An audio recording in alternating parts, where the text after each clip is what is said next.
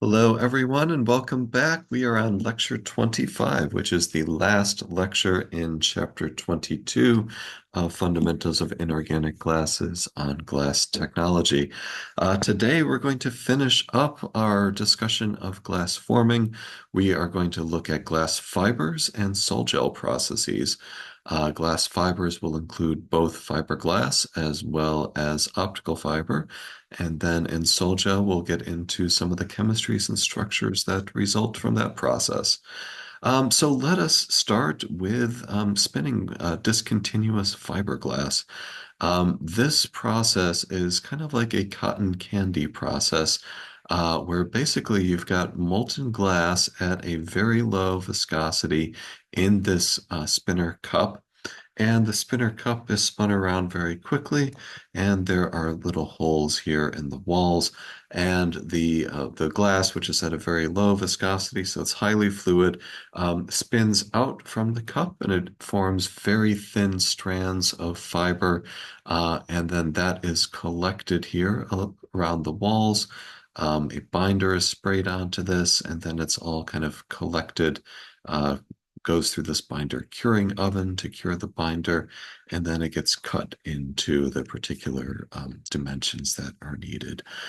So this obviously would not be useful for optical fiber, but is a really nice process for making fiberglass, as in fiberglass insulation, but also for bioactive glass fibers that are used for soft tissue repair.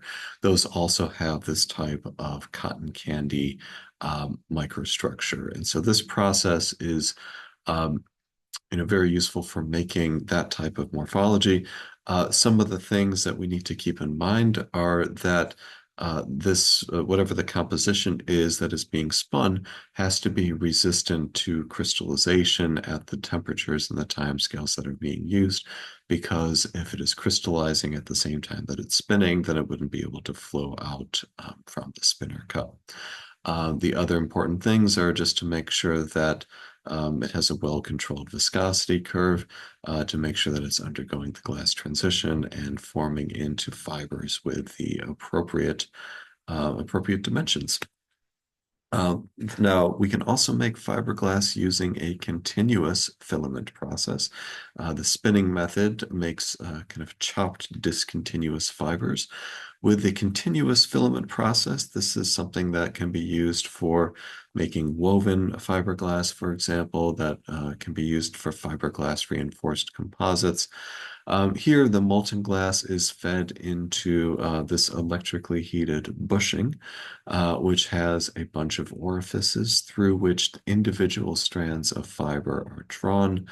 There's application of sizing here, and then it is drawn down into forming strands, and they can be woven together or spun at the bottom. And then it can go on to either be sold as woven fiberglass, single spooled fiberglass. It can be incorporated into composites. But the key difference is that with this continuous filament process, the fibers that are being drawn down from the bushing are continuous, so they're not being chopped up into discontinuous fiberglass as they are in this spinning process from the previous slide. Now, when it comes to making optical fiber, the uh, requirements for optical fiber are quite a bit more stringent because of the high degree of transparency that is required for this application. The most basic technique for making optical fiber is the double crucible technique. This is not really used for commercial glasses, but it's kind of the simplest way that one could make an optical fiber if you're just trying to test out different compositions, for example. Now, one of the keys with optical fiber is that it has a core glass that has a higher refractive index compared to the cladding. And this is necessary in order to have total internal reflection. Total internal reflection is if you couple some light into one side of the fiber, and if it is refracting here within going into the fiber, we need to make sure that the angle of incidence is such that when the light encounters this interface between the higher refractive index core and the lower refractive index clad, that it is unable to couple into the clad and therefore reflects off of that interface and basically reflects off of each of these interfaces between the core and the clad, and that is what satisfies the condition of total internal reflection. And this is all based on having a higher refractive index in the core compared to the cladding. And we will have more on this in the last couple of lectures in the course, which are about optical properties of glass as well as fiber optic communication systems. So we'll get into more details on the optics side then. But for now, just note that we need to have this fiber structure with a core glass composition inside the clad glass composition, where the core has a higher refractive index compared to the cladding. And the simplest way to get that is with this double crucible technique, where there is one crucible in the middle here, wherein the core glass is melted and then drawn down. And this is situated inside a larger cladding crucible, which has the clad glass composition here in the outer part. And then they are drawn down together, and a fiber is pulled down from the bottom of the double crucible. And you've got the core composition in the interior and the clad composition around the exterior cladding. So this is useful for making laboratory samples. It's not used for making commercial glass compositions because the quality isn't as good as what I'm about to show you, which is using the outside vapor deposition technique. With this OVD technique, this is all done in a completely dry environment. So this is all done in an atmosphere controlled environment, which is free of water. And getting rid of water and other impurities is essential for obtaining optical fiber that has a low enough optical attenuation for use in long haul optical communications. And this outside vapor deposition process, which was invented at Corning, starting in the late 60s up through 1970, when the first low-loss optical fiber was reported by Keckbauer and Schultz. This process involves having a target rod here in the middle. So this is a target silica rod, which is rotating. And so the rod is rotating, and then there is a flame that is traversing back and forth along the axis here. And into the flame, it's delivered two gases, silicon tetrachloride and oxygen. The silicon tetrachloride and the oxygen react with each other to produce a silica soot, which gets deposited onto this target rod, and then chlorine gas, which gets scrubbed in the atmosphere control system. Now, if we want to vary the refractive index in the interior part of the fiber and the core part, the way that we can do that is by adding some germania to the silica. Germania has a very similar structure to silica, but it has a higher refractive index due to its higher atomic number and greater number of electrons. So to get germania doping, what we do is we add germanium tetrachloride to the silicon tetrachloride. The germanium tetrachloride also reacts with oxygen gas that forms germania soot and chlorine gas. And so what we get is this soot deposition that starts in the interior of the fiber and then builds its way outwards. So the initial part of the deposition is the core part of the fiber. That's where we want to have a greater amount of germania in order to increase the refractive index even more. Then when we get to the cladding part, we reduce the amount of germania, eventually reaching 100% silica. And that's what gives us the refractive index profile. And what we will see in the fiber optics lecture at the end of the course is that we can have either step index fiber, which is what is shown here, where there is a sharp interface between the core and the cladding, or you can have gradient index fiber in which there's a gradual change of the refractive index between the core and the cladding. And both of those are possible with this outside vapor deposition process. And the main benefit of this process is that it eliminates impurities, and it's especially important to eliminate water because even trace amounts of water are enough to create an absorption band at exactly the wavelengths that are used in telecommunication. Now, once this soot is deposited onto the target rod, it needs to be consolidated because the soot is rather porous. And so we need to put this through a consolidation step by heat treating it at temperatures that are above 1800 to 2000 degrees C. And this collapses all the porosity here. And what we end up with is this glass preform that is fully dense after consolidating the soot. And if you look at this preform, you can actually see a little bit of a cylinder here along the core, which is inside the cladding cylinder. You can visually see that core because of the higher refractive index of this germanium-doped core. So this is the consolidated preform.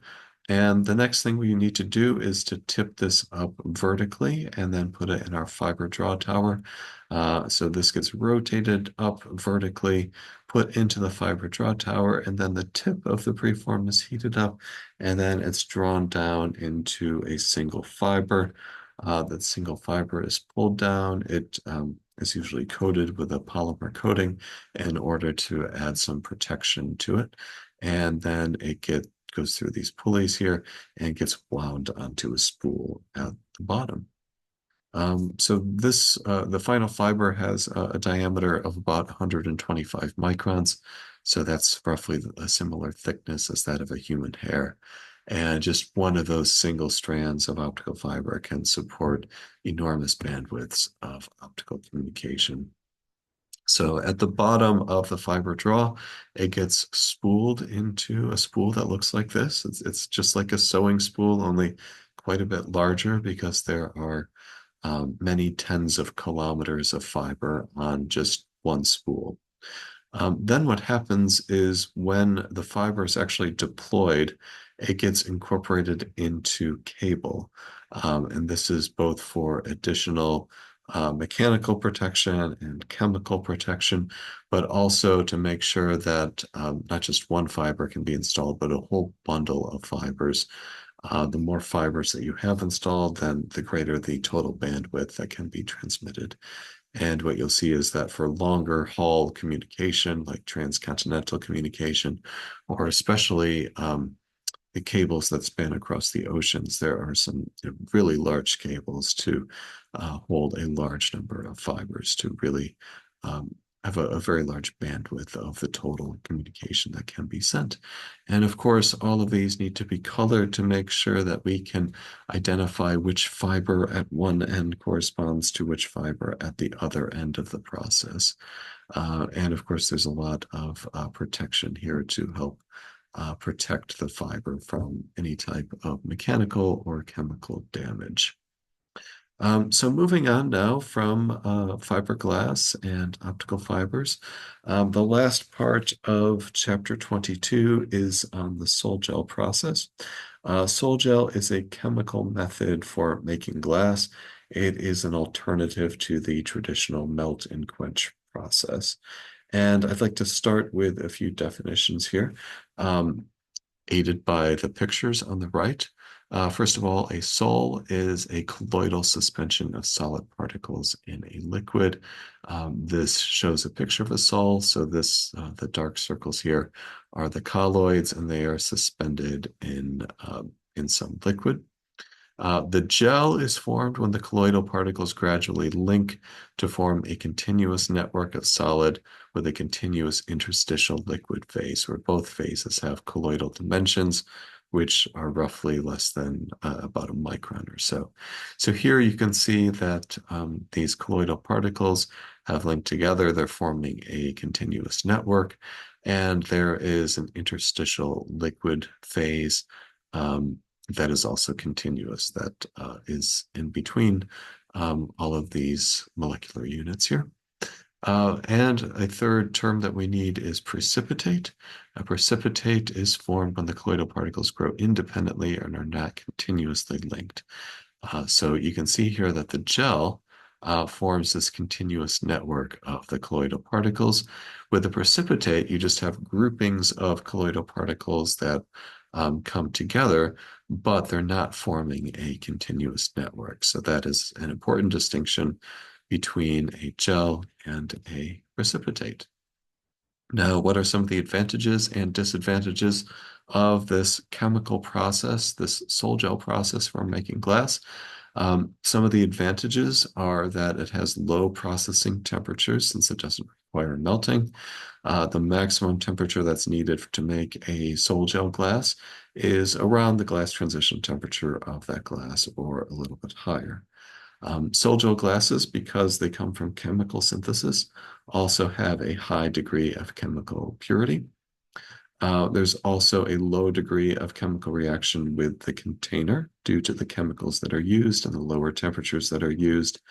And one of the nice things too is that with this chemical route, the sol-gel process can produce glass compositions that are more difficult to synthesize via the traditional melt and quench process. There are also several disadvantages to sol-gel. First is that there are stresses that are developed during the drying stage, and this makes preparation of large pieces, monolithic pieces, extremely difficult. Also, the total cycle is often very slow. So this is a slow process to ensure that all the chemical reactions take place and the drying takes place in any final consolidation. So it's quite time sensitive. It's also quite costly. The raw material costs definitely outweighs any energy savings in terms of the lower temperature processing. So there's definitely a cost concern. And the other thing is the requirement for high purity reactants, and that also feeds into the concern about cost. So if we consider the sol-gel formation process, this diagram shows some of the key steps. There are liquid ingredients here that get mixed, and the mixing reactions form a sol. And then the next step is the gelling process. And the gelling, we can either make a monolithic piece here to have a dry gel, and then a curing and sintering step, which results in this shrinkage of that to form a bulk glass. Or this can be used to make, say, a thin film coating, for example. Or it can be drawn into fiber. And one of the things that we'll see is that we can control the chemistry of the sol to help favor either bulk glass formation or the formation of coatings. So some of the applications of sol-gel glass include thin films. So it's actually quite a nice technique for making thin film glasses. It's also useful for making anti-reflective coatings, possibly conductive or mechanically protective coatings. And it can be used also for making high purity optical components, mono-sized powders, abrasive grains, whiskers for composites, and hollow ceramic or glass spheres. So what are the raw materials that we need? The source of silica is usually this tetraethyl orthosilicate, which is called TEOS, or tetramethyl orthosilicate, TMOS.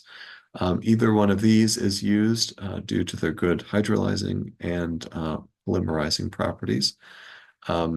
If we make an alkogel is a gel that has an alcohol as one of its interstitial liquids. Usually that is an alcohol with water mixture.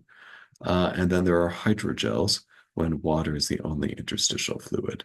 And this is prepared through the hydrolysis of salts. So we can either have an alcohol-water mixture or water for making either alkogels or hydrogels.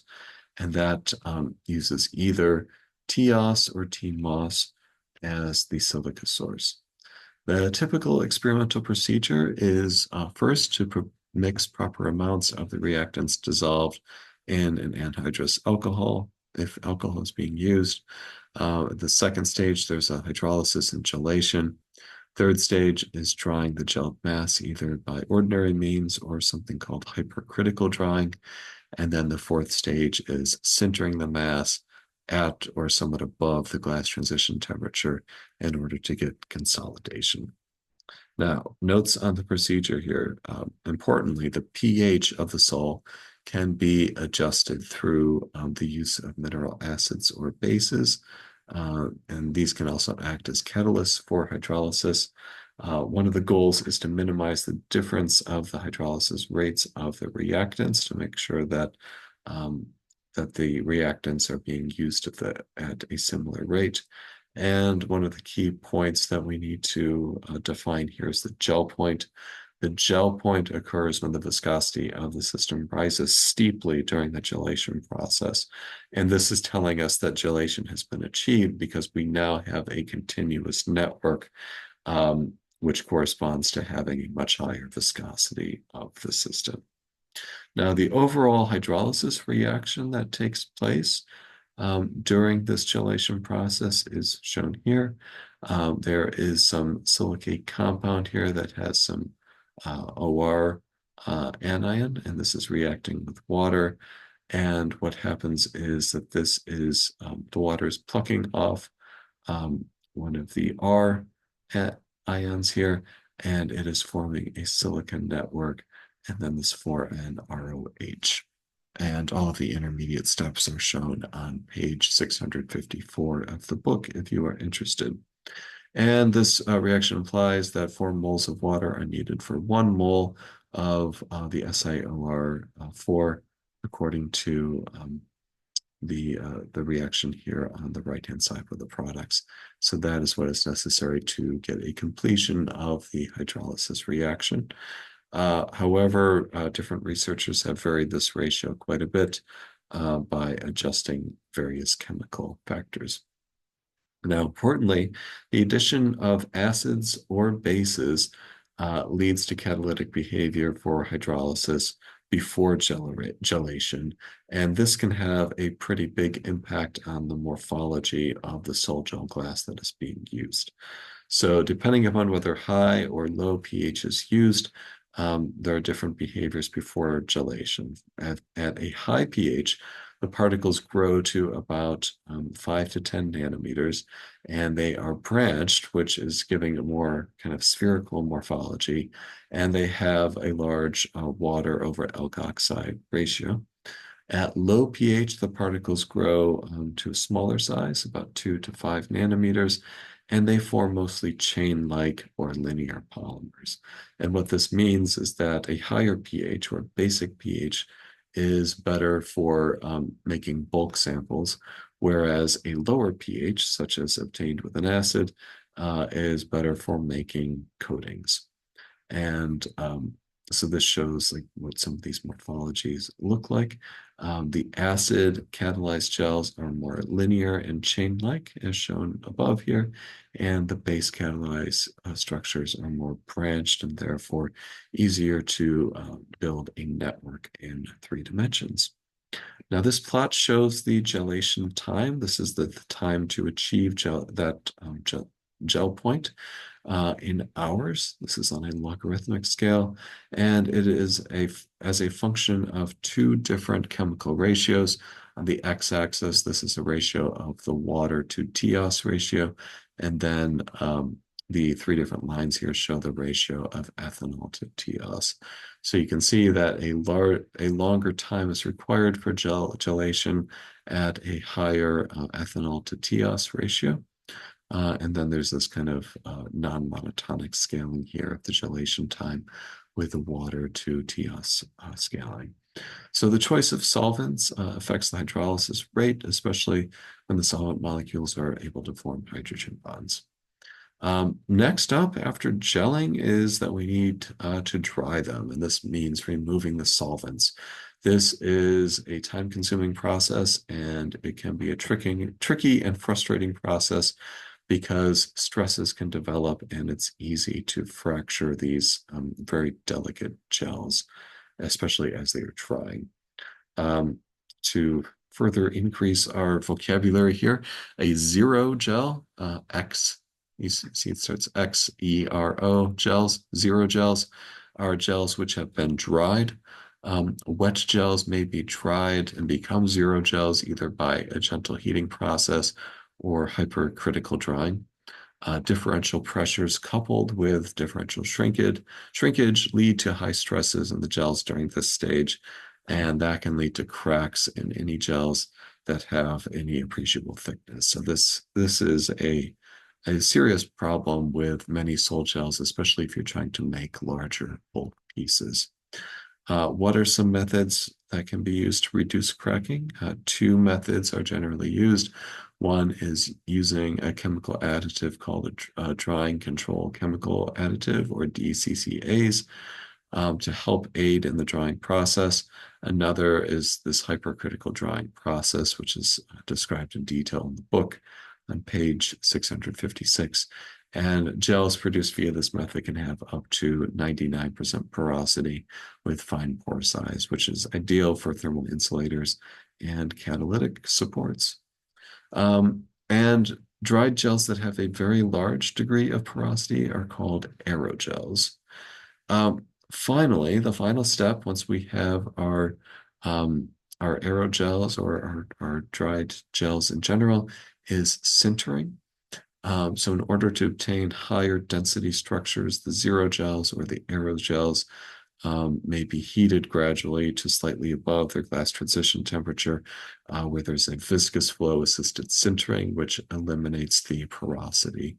And through sintering, the cracks can have, or the gels can have densities that are close to that of glasses produced via the normal melt quenching process. What about the microstructure and nanostructure? The nanostructures of the sol particles have been studied via a variety of techniques, including infrared and Raman spectroscopy, NMR, transition electron microscopy, and so on. And through the drying and sintering processes, water and alcohols gradually disappear to produce a structure, which in the end, if everything goes according to plan, is basically the same as that of the melted glasses. So to summarize the sol gel part of this lecture, sol gel is a colloidal suspension of solid particles in a liquid, which has formed a continuous network. This method is useful for producing difficult compositions because we can avoid high temperatures and avoid the traditional melt quenching process, but it's often not as useful for practical applications because of the high purity chemicals that are needed, the cost that is involved, the time that is involved, and some of the problems with the drying process and stresses that develop during drying. Gelation is achieved when the viscosity rises steeply around the gel point, but the drying process also leads to cracking quite often.